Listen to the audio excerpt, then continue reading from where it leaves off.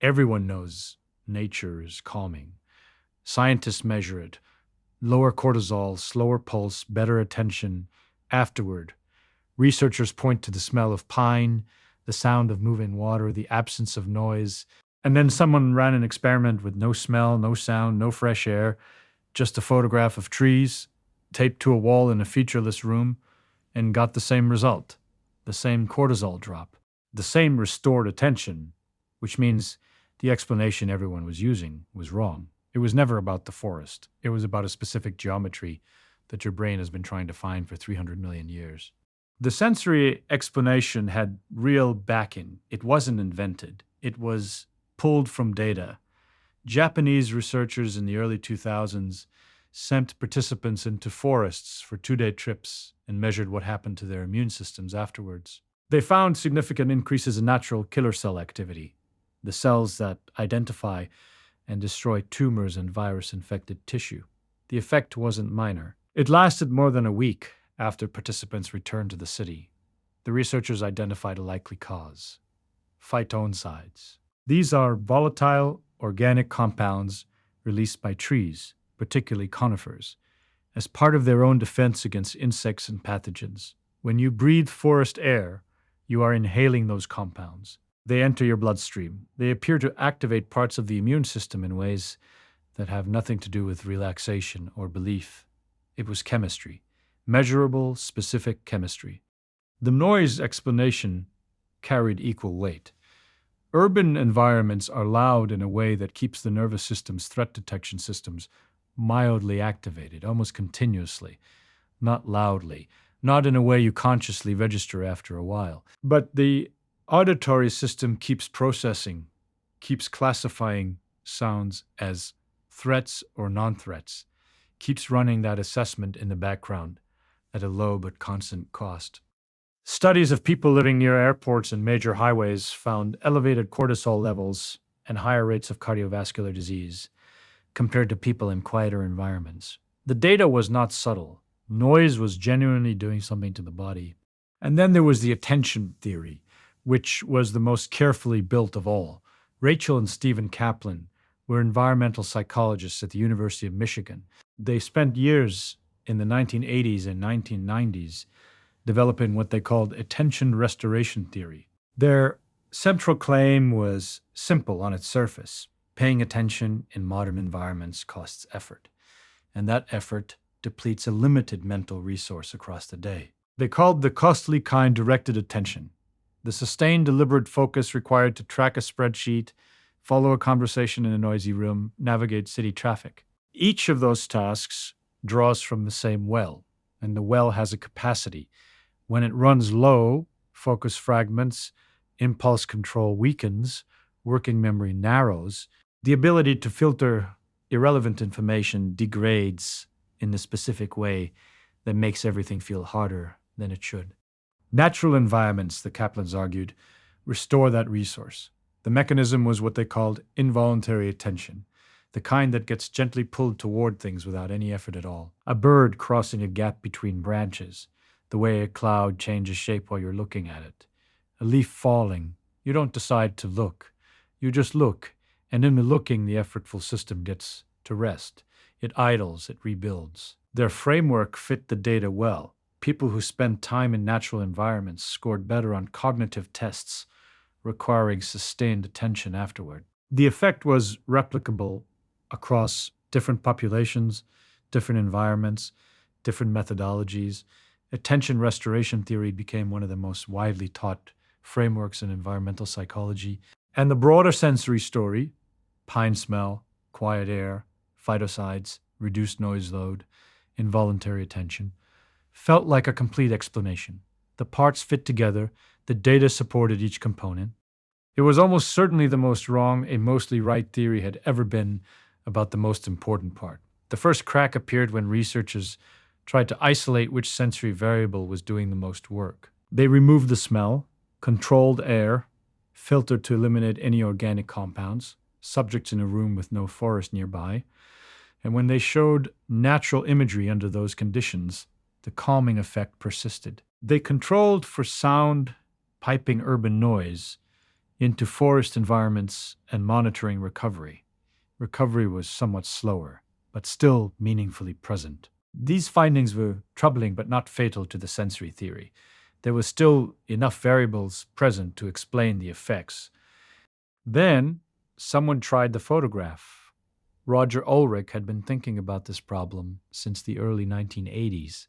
He was a researcher at Texas A&M, and in 1984 he published a paper in the journal Science that almost nobody initially took seriously because the findings seemed too simple to mean what it appeared to mean. He had reviewed post-surgical recovery records from a Pennsylvania hospital, specifically patients who had undergone gallbladder surgery, a procedure with a relatively predictable recovery arc. He sorted the records by room assignment. Some rooms had windows that looked out onto a small stand of deciduous trees. Other rooms faced a brown brick wall. The patients who could see the trees left the hospital, on average, almost a full day earlier than the patients who faced the wall. They requested fewer doses of pain medication. They received fewer negative nursing notes, fewer notations in the file indicating agitation, distress, or difficulty with staff. All from a window, all from trees visible through glass. Ulrich was careful with his conclusions. He acknowledged that the tree view rooms might differ from the brick view rooms in other ways, more natural light, perhaps, different locations on the floor, different proximity to the nursing station. But the pattern held across enough patients and enough room types that he published anyway. The paper quietly accumulated citations for years, while the mainstream of environmental psychology continued to focus on the sensory variables. What Ulrich kept returning to was the visual component. In subsequent laboratory studies, he showed people photographic slides of different environments and measured physiological responses. Stressful urban images produced measurable increases in skin conductance and heart rate. Natural scenes produced measurable recovery, even from an induced stressful state, within 4 to 7 minutes of viewing.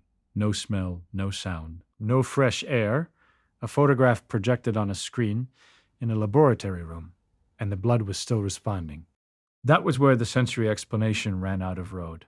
Phytoncides cannot travel through glass. Pine scent cannot be transmitted through a projected image. Negative ions from moving water cannot be generated by a slide projector.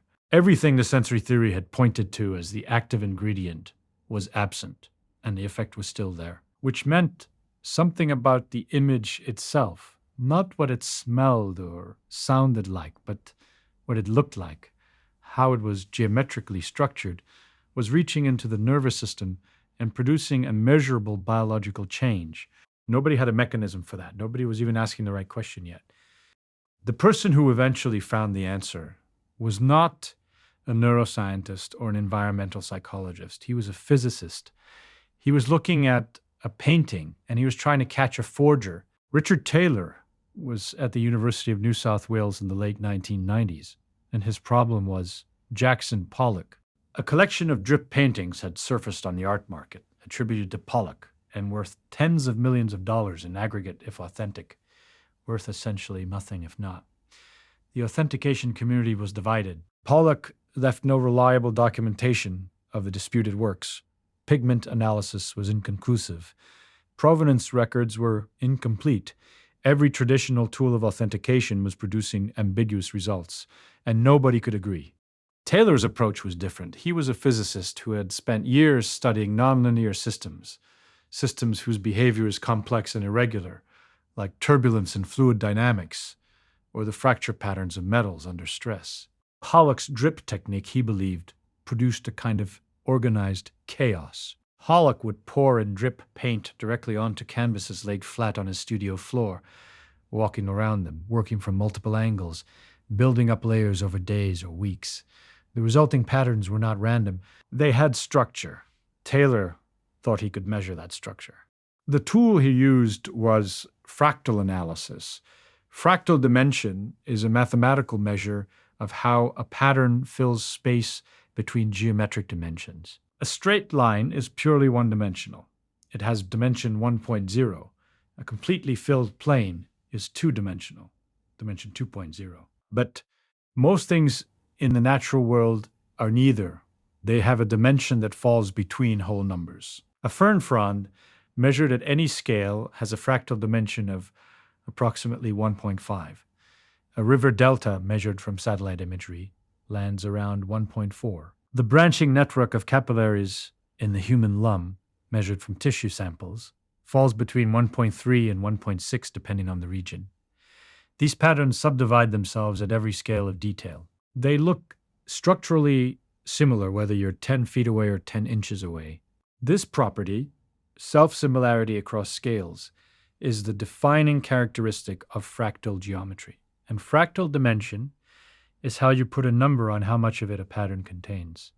Taylor measured the drip patterns in Pollock's authenticated works and found that they consistently fell between fractal dimension 1.3 and 1.7, changing over time as Pollock's technique matured. His earlier paintings, landing at the lower end, his later work at the higher end, when he ran the same measurement on the disputed paintings, they fell outside that range. The method worked as an authentication tool, and Nature published his results in 1999. But Taylor couldn't let the second question go. Why that range? Why did a human painter, working intuitively with no mathematical training, working physically with his body and with paint and with the movement of liquid, converge on a fractal dimension between 1.3 and 1.7? Was there something about that window of visual complexity that appealed to human perception at a level below conscious preference? He started cataloging the fractal dimensions of natural objects. Trees, measured along their branching architecture. Coastlines measured from maps at multiple scales. Mountain silhouettes against sky. Cloud formations. The vein networks of leaves. The surface texture of bark. Almost all of them fell in a band between 1.3 and 1.5. The natural world, wherever you looked, was organized in a narrow fractal window, and that window was precisely where Pollock had been painting. Here is something concrete that makes the difference tangible. Look at a white wall from 30 feet away. Now walk to within 3 feet of it. The structure is the same. Nothing new has appeared. There is no additional information at the closer range that wasn't visible from farther away. Now look at a tree from 30 feet, then walk to within 3 feet and look at a single branch. The information has multiplied. Every scale of approach reveals a new layer of structural detail that was invisible from farther back. Get close enough to examine a single twig, and the same branching logic that organized the whole tree is still there, repeated at this smaller scale. Fractal geometry is this. The same organizing principle repeating at every scale you can observe, from the largest dimension down to the smallest visible detail. Natural objects do this everywhere. Human-built objects, almost without exception, do not. A brick wall close-up is just a brick wall close-up. A flat screen close-up is just a flat screen close-up. The information does not deepen with proximity. It only gets bigger and eventually blurs. This is the specific structural difference the brain is detecting and responding to every time it receives natural visual input. Taylor got willing subjects, wired them with EEG electrodes to monitor brainwave activity, and showed them visual patterns of different fractal dimensions. Simple patterns at 1.0, clean lines, basic geometric shapes, dense, chaotic patterns at 1.9 and above, the visual equivalent of static, overwhelming in their complexity, and patterns in the middle of the range, the band where trees and coastlines and branching networks all live. The middle range produced a 60% reduction in stress-related brainwave activity compared to the low fractal and high fractal conditions. The number was not soft. It was not a trend in the data. It was a 60% reduction concentrated in a specific complexity window, reproducible across subjects. The patterns in that window were not preferred because they were pleasant or because subjects had learned to associate them with relaxation. They were processed differently at the level of brainwave activity. The brain was responding to a geometry. Taylor hadn't set out to study the brain. He had been trying to determine whether paintings were real. What he found instead was the mechanism that nobody in the nature and cognition field had been looking for, because nobody in that field had thought to ask a physicist. The visual cortex is the single largest sensory processing region in the human brain. It occupies roughly 30% of the total cortical surface. Touch takes up about 8%, hearing takes up about 3%. This disproportion is not a quirk of anatomy. It tells you something fundamental about what kind of organism you are. You are, before you are anything else, a vision machine. More of your brain is committed to processing what you see than to processing everything else your senses provide combined. And it does not work the way a camera works. A camera waits for light to arrive and records it passively. The visual cortex does the opposite. It generates predictions continuously before input arrives. The visual cortex is already modeling what the input should be based on everything it has ever processed before. And when the actual data comes in, it compares the incoming stream against that model and updates the model where there are mismatches. The image you believe you are seeing clearly is assembled largely from prediction, supplemented by selective sampling of the actual visual field. The brain fills in what it expects to find. It only fully processes what surprises it. This is why the fractal story goes deeper than preference or comfort. The visual cortex does not just respond to natural geometry. It has been building predictions around natural geometry for hundreds of millions of years, through the entire evolutionary history of vertebrate vision. Every cell in your primary visual cortex that responds to oriented edges, to motion across a visual field, to depth that changes as the head moves, all of it developed in an environment structured by natural fractal complexity. The expectations are not shallow. They are not learned during a lifetime. They are structural. They are baked into the architecture of how your visual system assembles its predictions about the world. When the input matches those predictions, when the branching patterns, irregular edges, and self-similar structure of a natural environment arrive at the visual cortex and activate the cells tuned for that geometry, the system processes smoothly. The predictions confirm, the search terminates, arousal settles. The 60% stress reduction tailor-measured is not a bonus. It is the normal state of a visual system receiving what it was calibrated to receive. When the input is a low fractal surface, a screen, a painted wall, a drop ceiling, those cells don't find what they're looking for. The predictions run, the input arrives, the mismatch registers, the system generates a new search, a new prediction, another comparison. Not consciously, not in any way you would notice moment to moment. In the same quiet, continuous way that a building's HVAC system runs, whether you're aware of it or not. The load is there regardless. The alpha wave finding is worth pausing on.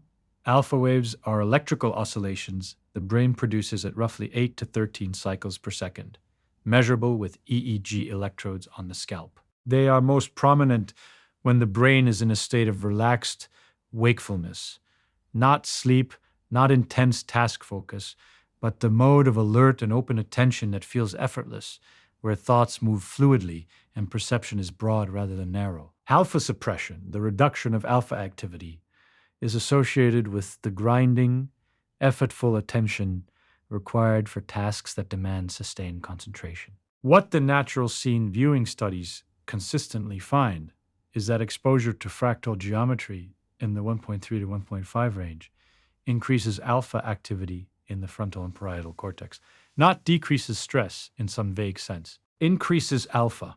The brain is not simply resting. It is shifting toward a specific electrical mode, the mode that most people would describe as their best cognitive state, the one where focus doesn't feel like pushing. There is a specific region of the visual cortex called the parahippocampal place area, first identified by Nancy Kanwisher at MIT in the late 90s, that responds strongly to scenes with spatial extent and navigable complexity, the kind of visual environments that contain depth, open space, and the kind of richness that makes a scene feel like a place you could move through. Natural environments activate this area more consistently and more strongly than built environments do. The cells there are not indifferent to what you show them. They have a preference that is not a preference in the usual sense. It is a tuning. They are calibrated to a specific class of input. and they respond most fully when they receive it. The average screen surface has a fractal dimension close to 1.0, not approximately, close to precisely. The pixel grid is uniform. The typefaces are designed on geometric principles. The interface elements, the buttons, the borders, the backgrounds, the white space, are composed of straight lines, right angles, and flat color fields. This is not a design failure. It is a design choice made for precision, legibility, and manufacturability. For those purposes, it is correct. As an input stream for a visual cortex calibrated to process fractal geometry between 1.3 and 1.5, it is almost perfectly wrong. 7 hours, that is approximately how long the average adult in a developed country currently spends looking at screens per day, not counting work-related computer use on top of personal device use. Some estimates that include background and passive screen exposure in the same count place the figure closer to 11 hours. This is the largest single change in human visual experience in the recorded history of the species. It happened in approximately 40 years. That is not enough time for the visual cortex to adapt. Biological adaptation across populations requires thousands of generations. Your visual system is the same visual system that looked at trees. Think about what a standard workday looks like as a visual sequence.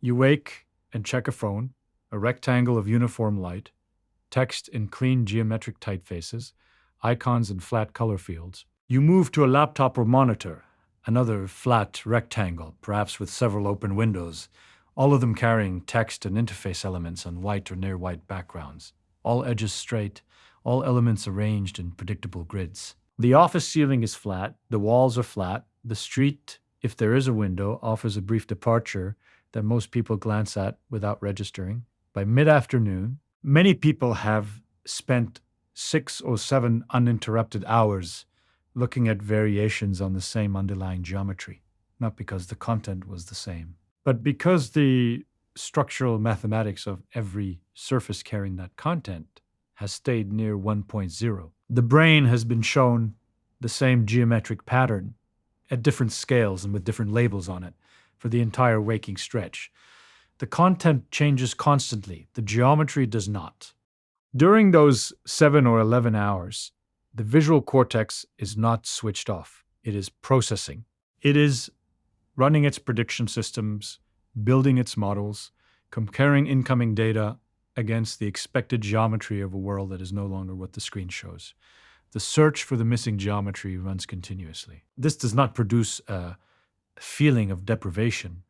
It does not produce a headache or a specific fatigue you can localize. It adds a diffuse background load to the attentional system, a constant low-level draw on the resources that directed attention depends on. And here is where the Kaplan's framework and Taylor's geometry finding converge in a way that neither could fully see on their own.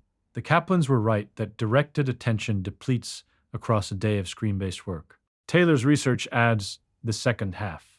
Screens don't just deplete the directed attention resource, they simultaneously withhold the specific visual input that allows the attentional system to restore itself. The depletion and the denial of restorative input happen at the same time.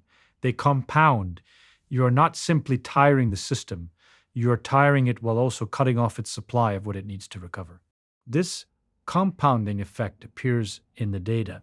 Sustained screen work produces declines in working memory, the mental workspace that holds information active while you use it. It produces declines in inhibitory control, the capacity to stop doing something unhelpful, to resist the pull of a notification, to stay with a difficult task when an easier one is available. It produces what researchers sometimes call attention residue.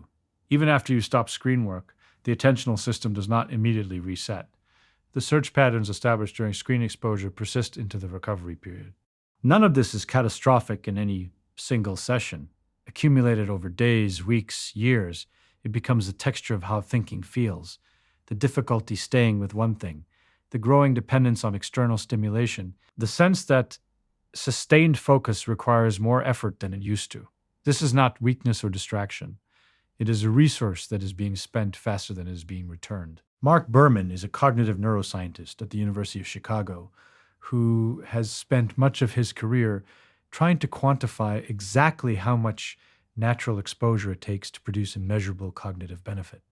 In the mid 2000s, he and his colleagues ran volunteers through a series of working memory and attention tests, then split them into two groups. One group walked for 50 minutes through the University of Michigan's Arboretum, a tree-lined path, no traffic, no navigation required, no decision more complex in which direction to look. The other group walked for 50 minutes through a busy district in downtown Ann Arbor, a city street, traffic, pedestrians, storefronts.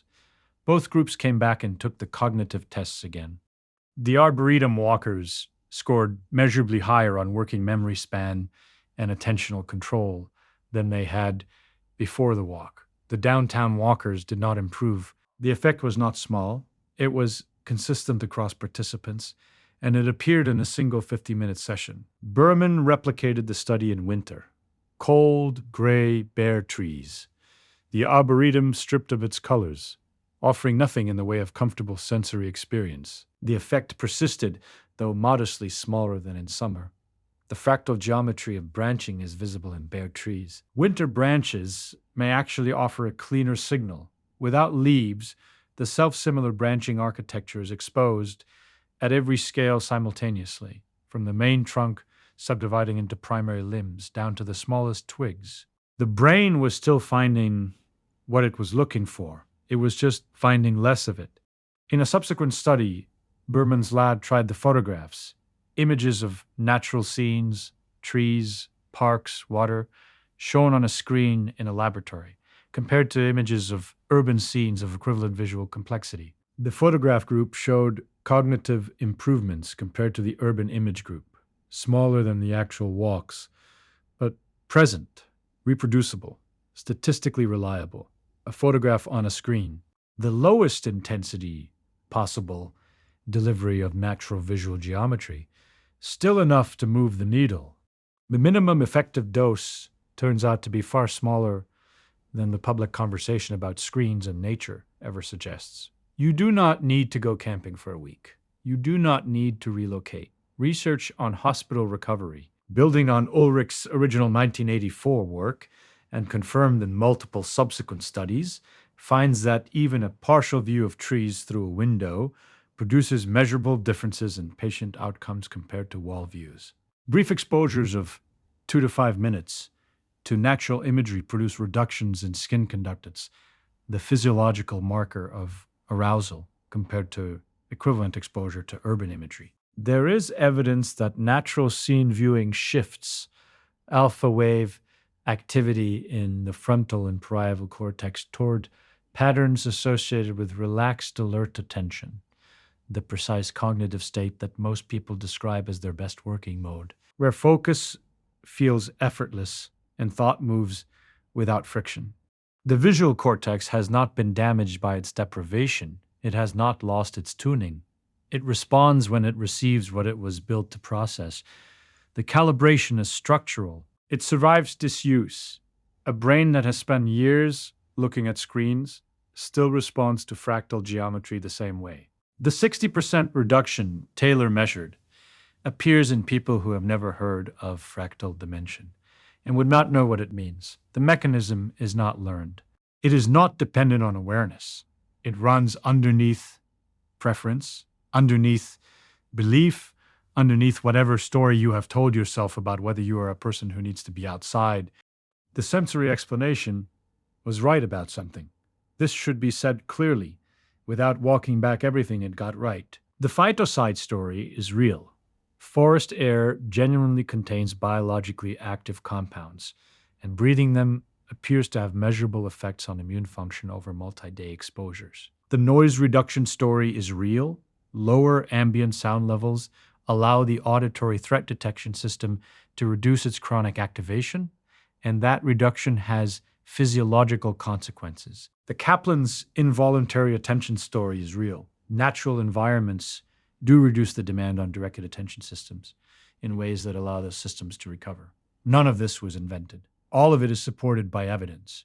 What the sensory explanation missed was the most foundational layer. The layer that explained why even a photograph worked. The layer that made sense of Ulrich's window study and Taylor's EEG data and Berman's winter arboretum results all at once. The layer that was never about smell or sound or air quality, but about the specific mathematical structure of what the eye was receiving. And whether that structure matched the geometry the visual cortex had spent hundreds of millions of years building predictions around. The forest is calming. The photograph of the forest is also calming. The bare branches in February are also calming, modestly. In the same way, the thing they share is not a sensory experience. It is a number, a fractal dimension between 1.3 and 1.5. The specific window of self-similar complexity that every natural branching system on Earth happens to occupy, and that your visual cortex, after all its millions of years of calibration, still expects to find when it opens. The photograph, taped to the wall of a featureless room, is not a lesser version of the forest. It is the clearest possible proof of what the forest actually is to your brain. Not a place, not a smell, not an absence of human noise, a geometry. An ancient, specific, unplanned geometry that your visual system still recognizes, immediately below the threshold of awareness, with a measurable 60% reduction in everything that signals threat as the right kind of world to be in. Everyone knows nature is calming. Now you know what calming actually means. The cortisol drops. The attention restores. The prediction engine finds what it has been looking for. It was always a geometry problem. The trees just happened to have always known the answer.